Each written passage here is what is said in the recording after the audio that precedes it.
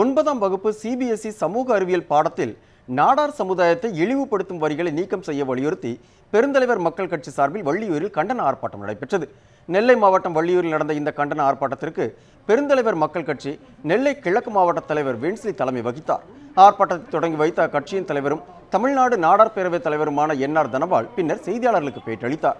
அப்போது 9ஆம் வகுப்பு சிபிஎஸ்இ சமூக அறிவியல் பாடத்தில் நாடார் சமுதாயம் மற்றும் அந்த சமுதாய பெண்களை இழிவுபடுத்தும் வகையில் உண்மைக்கு புறம்பான வகையில் இருக்கும் வரிகளை நீக்க வேண்டும் என வலியுறுத்தினார்.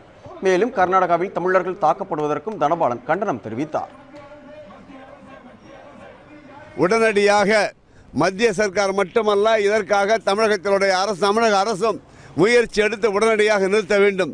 ஏற்கனவே இந்த பிரச்சனை வந்த பொழுது நம் தமிழகத்திற்கு அத்தனை சமுதாயத்தை சேர்ந்தவர்களும் அத்தனை அரசியல் கட்சிகளும் இதற்காக உடனடியாக நீர்க்க வேண்டும் என்று குரல் கொடுத்தார்கள். அது மட்டுமல்ல, தமிழக முதல்வர் நாடாண்ட குலம் நாடார்கள் இனம் என்று சொன்னார். ஆனால் மறுபடியும் அவர்கள் இதே நிலை தொடர்கிறது. இன்னும் தொடர்ச்சியாக அதே நிலை பாடப்புத்தகத்தில் நீண்டு வருகிறது. இதை நீக்க வேண்டும்.